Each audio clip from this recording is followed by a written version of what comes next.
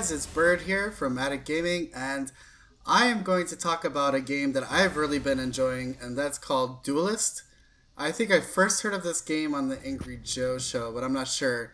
And I introduced my friend to it, who's also into games like this, and we've been having a blast playing this game.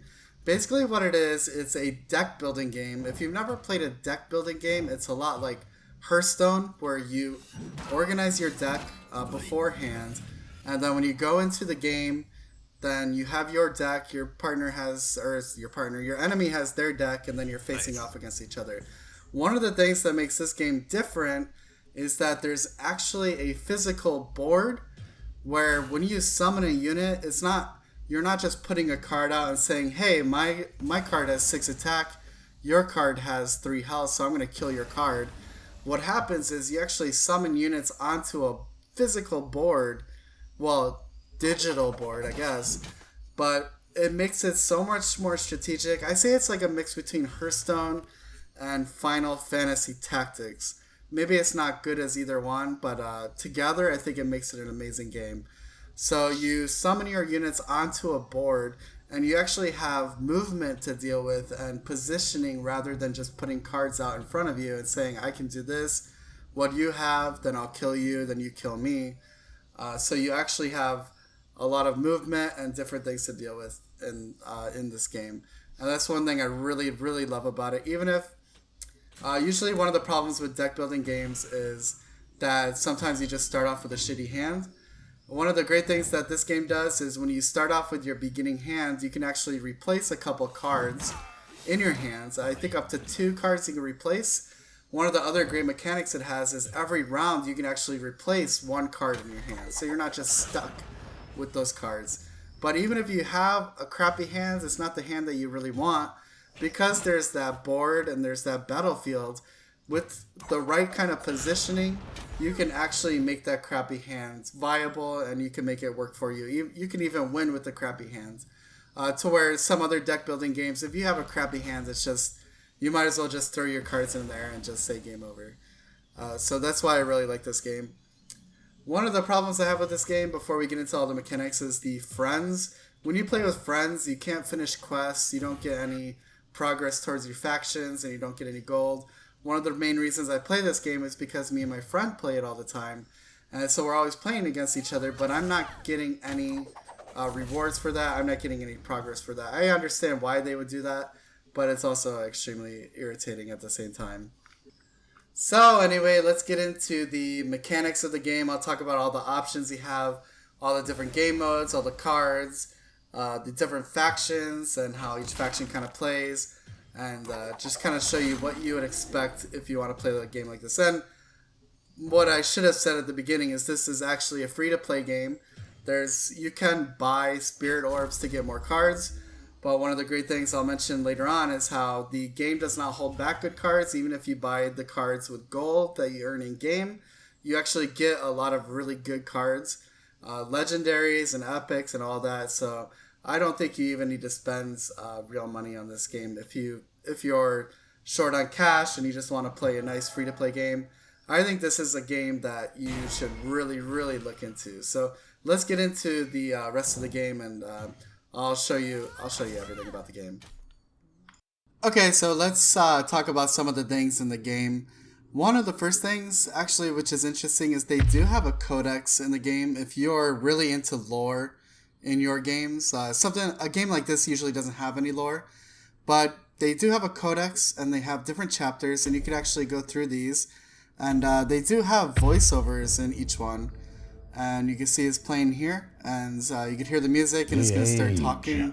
They're going to have a voiceover, and it tells you about the story of the Age of Disjunction, and they have all these different types of stories. So if that's something you're into, then this game actually has a codex to where you can dive into the lore and actually understand what's going on with the different factions. One of the great things about this game are the quests. We'll go here. Usually every day you get a single quest, just like Hearthstone or Heroes of the Storm, and you get quests. And when you finish these quests, you get gold. You also get this welcome back quest, which happens a lot. When you play 3 games, you get 40 gold. and spirit orbs, which are the items that you need to unlock more cards. It's like getting a deck within Hearthstone. You unlock more units every time you open up a spirit orb. And you can see you get a lot of gold here. You only need 100 gold to open up one spirit orb. And within the quest, also you get gold for each daily win. So when you win your first game of the day, you also get gold. I'm pretty sure it's 25 gold. So the gold really stacks up. You're able to open up a spirit orb.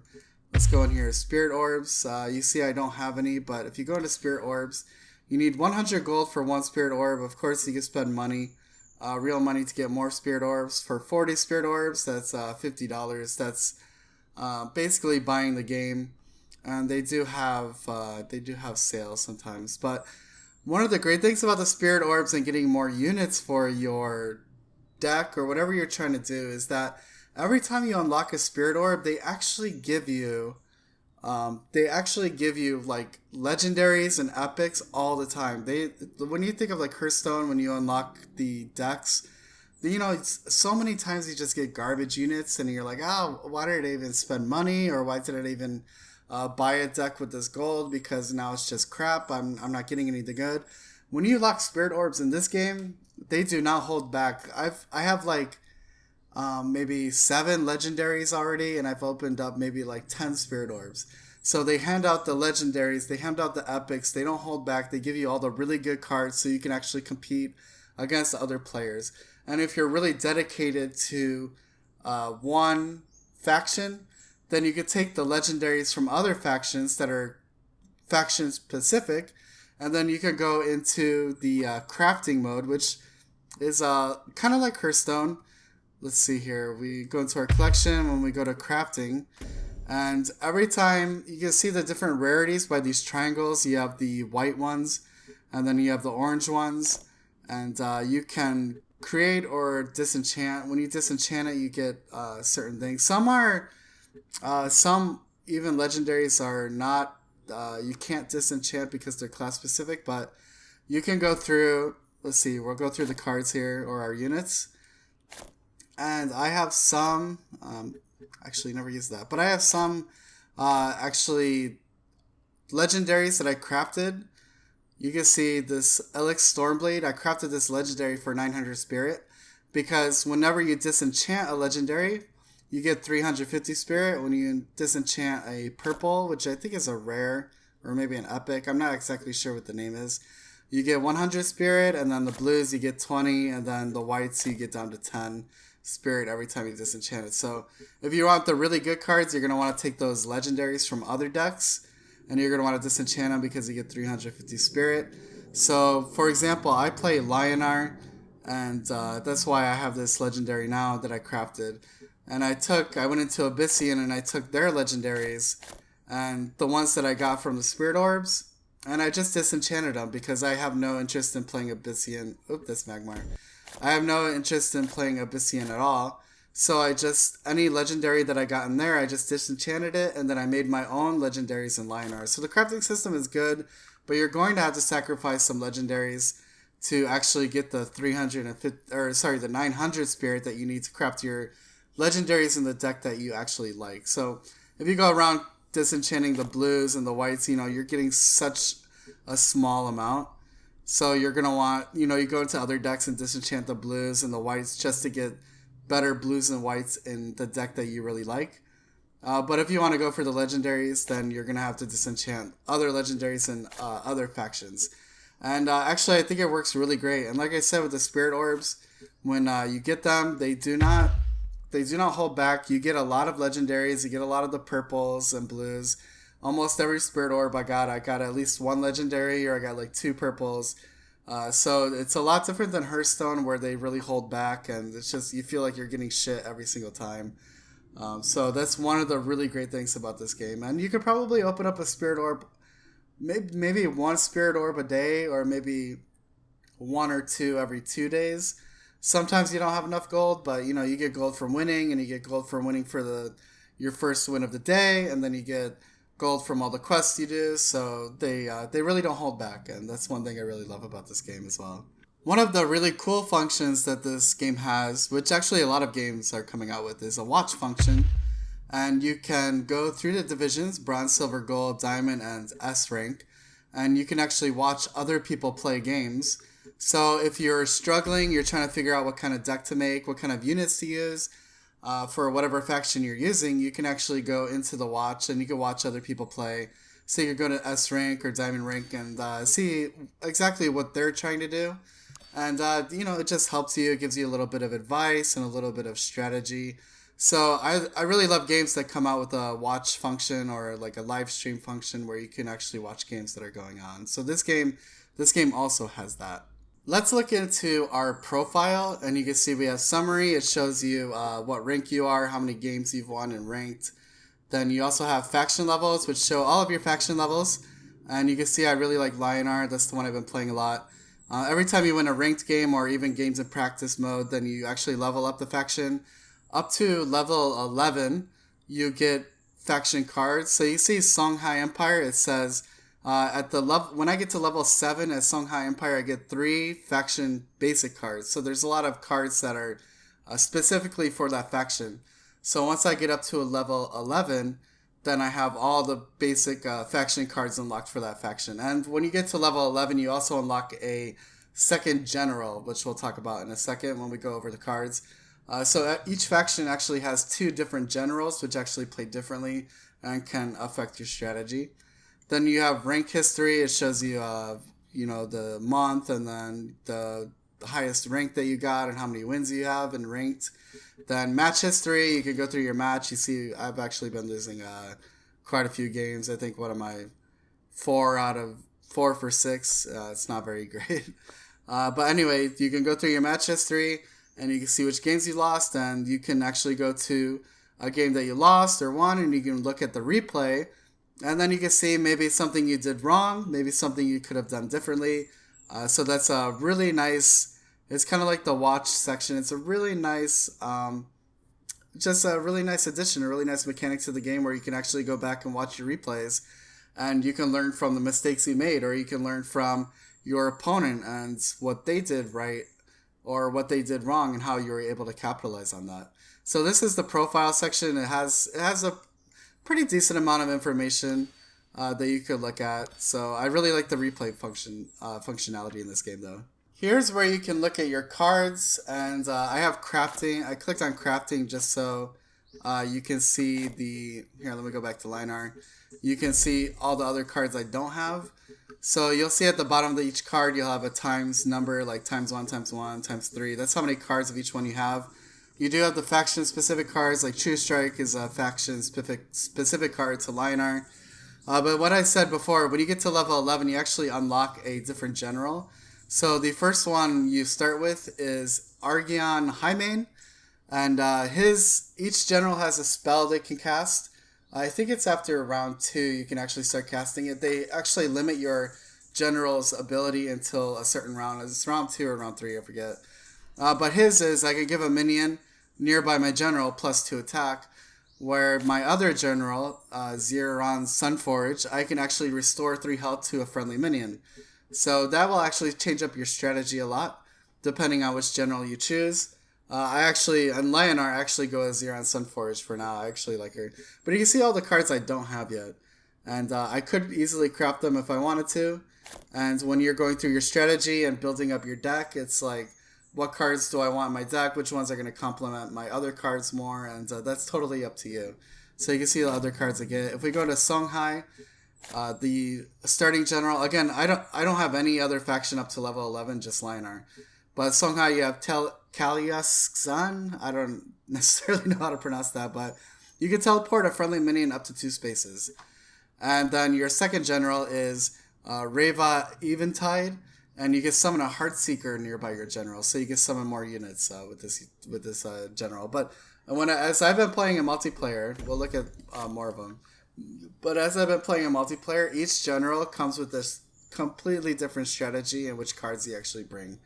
So here's Vitruvian. You have the starting card. The starting general is you summon a 2 attack, 2 health Wind Dervish with Rush on a random space nearby. And Rush means When you summon it, it can attack right away. So that's the general's ability there. And then you have Shiones Saj.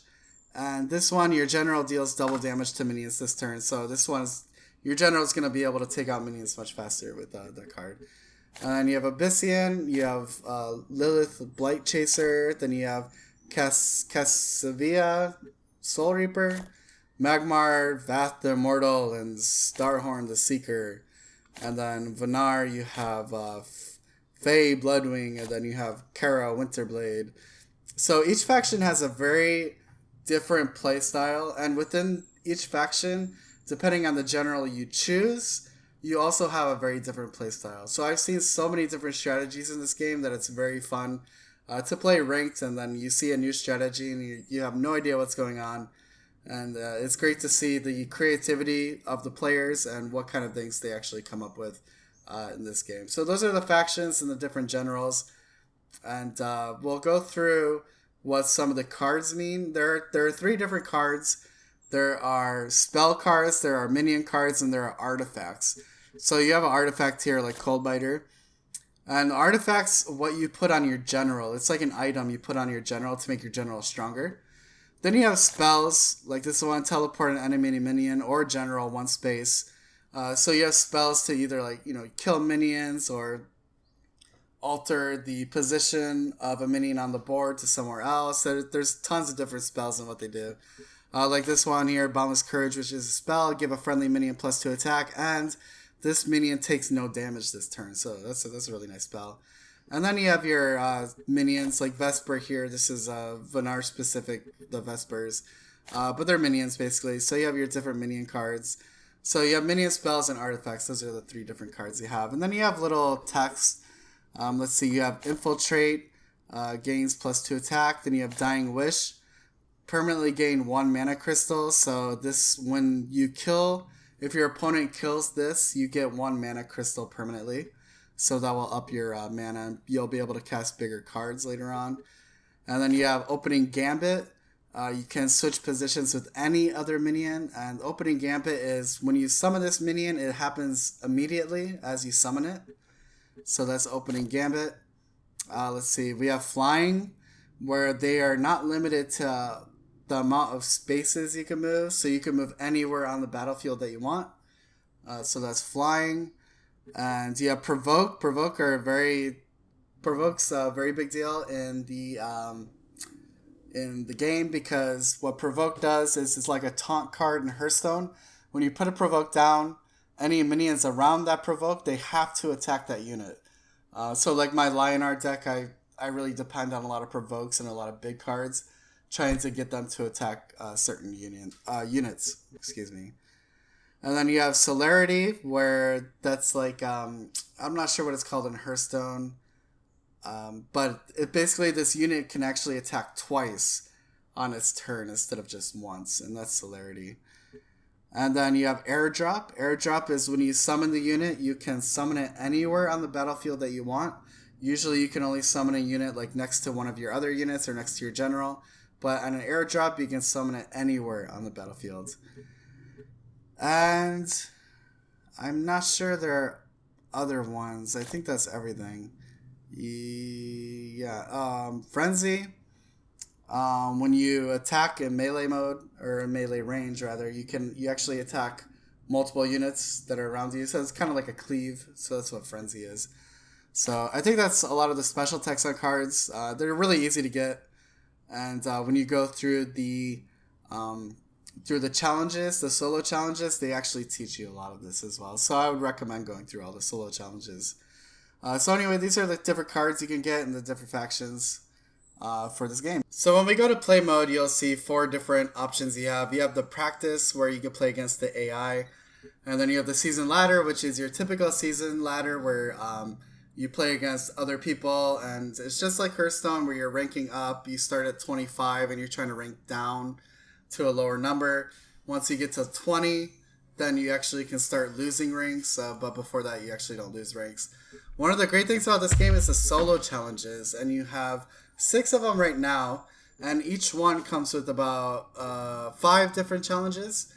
And basically what this does is it's almost like a tutorial. It teaches you how to play the game, but each one is like a puzzle. It's like you have to kill the enemy general in one turn. You have these cards, you have these actions, he has this and that. How are you going to do that? And you also get a gold reward for doing each one of these. So when you first start playing the game, I would actually recommend you do this before you start playing ladder, just because you'll get gold, you can buy spirit orbs and get more cards. But the solo challenges, I really, really like that. Then you have the gauntlet, and excuse me, you need a gauntlet ticket, and it's exactly like the Hearthstone Arena, where you go in and then it gives you a choice of like 3 cards, and you pick one card. Then those cards go away. It gives you a choice of another 3 cards. You pick one card. Those cards go away, etc., until you have your built deck, and then you go in and you face other people playing the gauntlet, and then you get rewards based on how well you do. You can see I'm at 0 wins, 1 loss right now, but I'll have to. Hopefully, I can change that. Fingers crossed later. So those are the different modes that you can actually play in this game. Well, that's it. Thank you guys so much for watching this video about Duelist. I think you guys should try it. It is free to play, and I think if you get a couple of friends to play with you, it is extremely fun. The whole deck building aspect mixed with the actual battlefield presence, positioning, and movement of your units, and the casting of spells and things like that makes it a much more interesting kind of deck building game. It reminds me a lot, if anyone's ever played board games, it reminds me a lot of like Summoner Wars or Mage Wars, where you have your deck of cards, but you actually summon those cards out onto a battlefield, and the positioning and the movement is very important in those games. So it kind of reminds me of something like that. Anyway, I hope you guys give it a try. If you have any questions or comments, make sure you guys are leaving it below. And please subscribe to my channel. And thank you guys again so much for watching.